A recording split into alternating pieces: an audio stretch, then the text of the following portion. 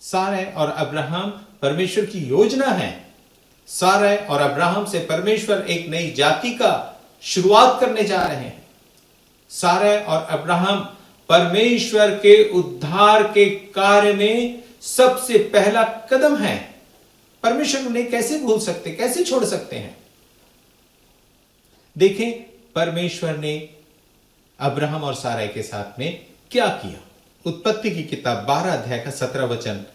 तब यहोवा ने फिरौन और उसके घराने पर अब्राम की पत्नी सारै के कारण बड़ी बड़ी विपत्तियां डाली। ये विपत्तियों को जो आप फिरौन के और उसके परिवार में देख रहे हैं, ये सारै के बचाव के लिए है। ये अब्राहम और सारै को मिलाने के लिए है।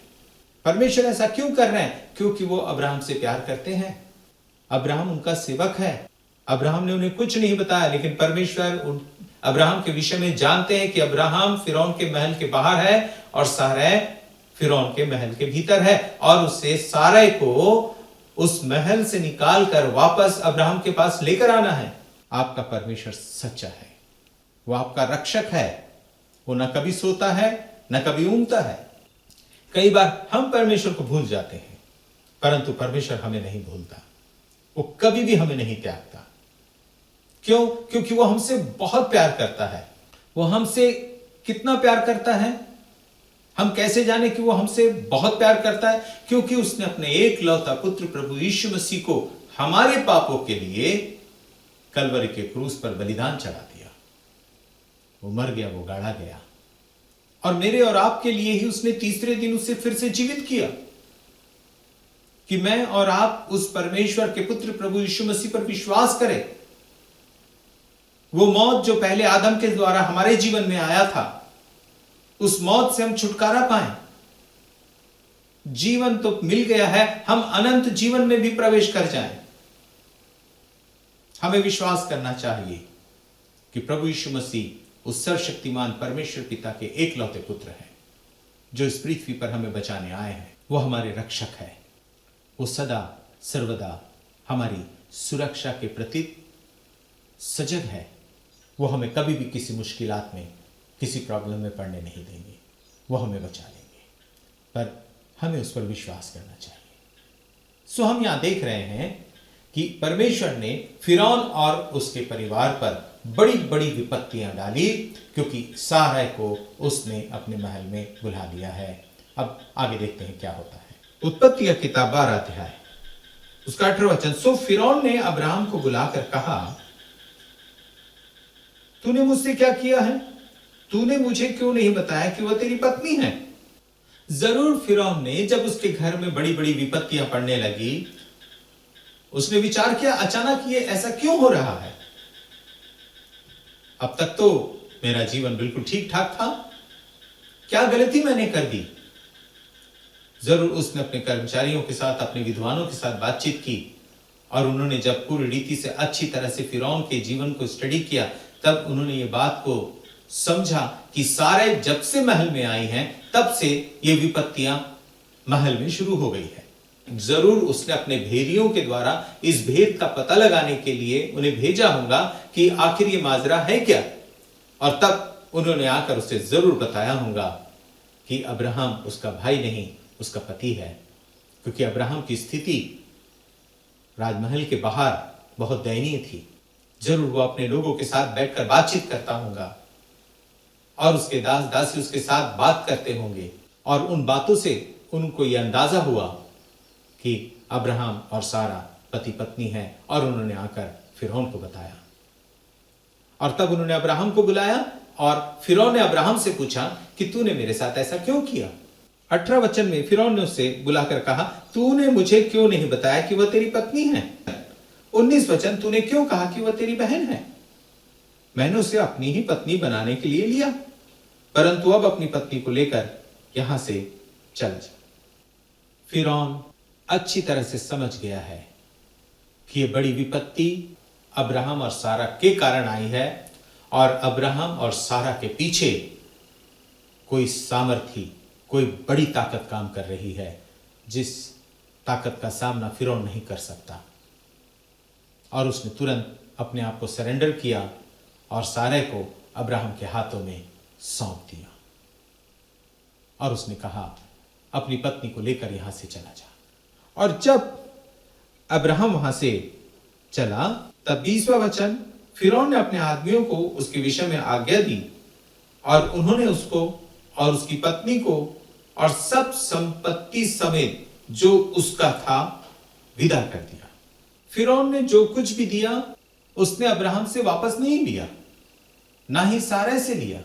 गाय, बैल, घोड़े, गधे, धन, संपत्ति, दास, दासियां, सब कुछ लेकर अब्राहम मिस्र से निकलकर वापस फिर से अपने उसी स्थान पर आया जहां से वो निकला था।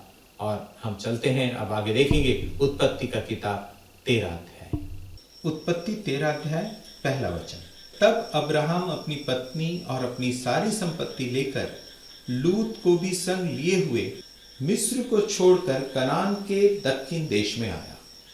2 वचन, अब्राहम भेड़, बकरी, गाय, बैल और सोने रूपे का बड़ा धनी था। 3 वचन, फिर वह दक्षिण देश से चलकर बेतेल के पास उसी स्थान को पहुंचा जहां उसका तंबू पहले पड़ा था, जो बेतेल और ए के बीच में है। अब्राहम दक्षिण से निकलकर वापस अपने उस स्थान पर आया जो उसका दूसरा नंबर का मुकाम है, ए और बेतेल के मध्य। जब अब्राहम वहां आया, वो बहुत धनी है, उसके पास भेड़, बकरी, गाय, बैल और धन संपत्ति बहुत हो चुका है। बड़े ज्ञानवान कहते हैं, जैसे जैसे धन बढ़ता जाता है वैसे वैसे इंसान के जीवन में परेशानियां भी बढ़ती जाती है। चलिए हम अब्राहम के जीवन में देखते हैं। अब धनी हो चुका है, अकाल खत्म हो चुका है और परमेश्वर का दिया हुआ वो स्थान जो परमेश्वर ने उसे बताया था, वो स्थान पर पहुंच गया है। अब यहां अब्राहम के जीवन में एक नया मोड़ आता है। अब वो नया मोड़ से क्या बात होती है, चलिए उन्हें देखते हैं। हम आगे बढ़ते हैं। उत्पत्ति का किताब 13 अध्याय और उसका 5वां वचन। और लूत के पास भी जो अब्राहम के साथ चलता था, भेड़, बकरी, गाय, बैल और तंबू थे।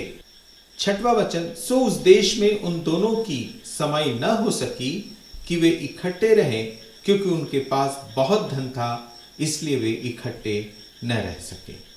सो हम यहां जिन बातों को देख रहे हैं वो ये है, धन, दोनों के पास धन हो गया, दोनों के पास गाय, बैल, भेड़, बकरी हो चुकी है और परमेश्वर का वचन कह रहा है कि अब दोनों एक साथ नहीं रह सकते, क्योंकि उनके पास धन बहुत अधिक हो चुका है।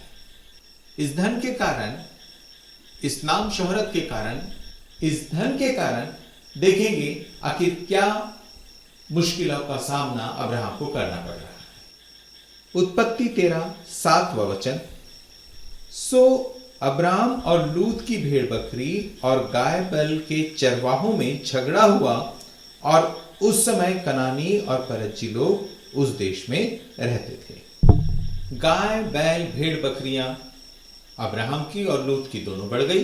दोनों के चरवाहों में झगड़ा हुआ, शायद गाय बैल को लेकर, चरवाही को लेकर, चराने के विषय को लेकर, अन्य किसी बात को लेकर जो है उनके बीच में तू मैं हो गई। अब ये झगड़े का असर जो चरवाहों के बीच में हुआ है, इनके अगुओं में उसका असर क्या होता है, चलिए उसे देखते हैं। 8वां वचन, तब अब्राहम लूत से कहने लगा, मेरे और तेरे बीच और मेरे और तेरे चरवाहों के बीच में झगड़ा न होने पाए, क्योंकि हम लोग भाई बंधु हैं। अब्राहम लूत को बहुत उत्तम शिक्षा दे रहे हैं और कहते हैं हमारे बीच में झगड़ा ना हो। परमेश्वर का वचन बताता, झगड़े रगड़े के घर में रहने से अच्छा जंगल में रहना उत्तम है। अब्राहम ने कहा झगड़ा नहीं होना चाहिए, बट ये झगड़ा होगा कैसे नहीं, जब ये दोनों धनी हो चुके हैं, इनके पास दास दासियां बढ़ गए हैं, आज नहीं कल किसी न किसी के साथ तो कुछ न कुछ बातें जरूर होंगी। इसका हल अब्राहम क्या निकालता है, आगे पढ़ते हैं। उत्पत्ति का किताब 13 अध्याय और उसका 9 वचन। अब्राहम ने लूत से कहा, क्या सारा देश तेरे सामने नहीं? सो मुझसे अलग हो, यदि तू बाईं ओर जाए तो मैं दाहिनी ओर जाऊंगा, और यदि तू दाहिनी ओर जाए तो मैं बाईं ओर जाऊंगा। अब्राहम ने उसका हल निकाला और वो हल ये कि उन्हें अलग हो जाना चाहिए। अगर वो साथ रहेंगे झगड़ा बढ़ता जाएगा और इतना अधिक झगड़ा बढ़ जाएगा कि अब्राहम और लूत के रिश्ते में दरारें आ जाएंगी। इसलिए अब्राहम चाहता है कि इससे पहले कि अब्राहम और लूत के रिश्तों में दरारें आए, वो अलग हो जाए। और यहां पर अब्राहम का बहुत ही सुंदर स्वभाव हमको देखने के लिए मिलता है। वो ये, अब्राहम मुखिया है, लूत से बड़ा है। वो अगर लूत से कहे कि आप इस दिशा की तरफ चले जाए, लूत को जाना होगा। परंतु अब्राहम ने लूत से कहा, आप चुनाव करिए, आप बाईं ओर जाएंगे, मैं दाहिनी ओर जाऊंगा, आप दाहिनी ओर जाएंगे, मैं बाईं ओर जाऊंगा।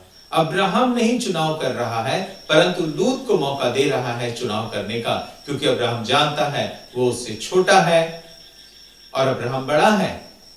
अगर अब्राहम निर्णय लेता है, लूत कुछ भी नहीं कह पाएगा। वो खामोशी से उन बातों को नहीं चाहते हुए भी मन मारकर वो उस दिशा की तरफ बढ़ जाएगा जिस पर जाने के लिए अब्राहम कहता है। पर अब्राहम ने ये मौका लूत को दिया।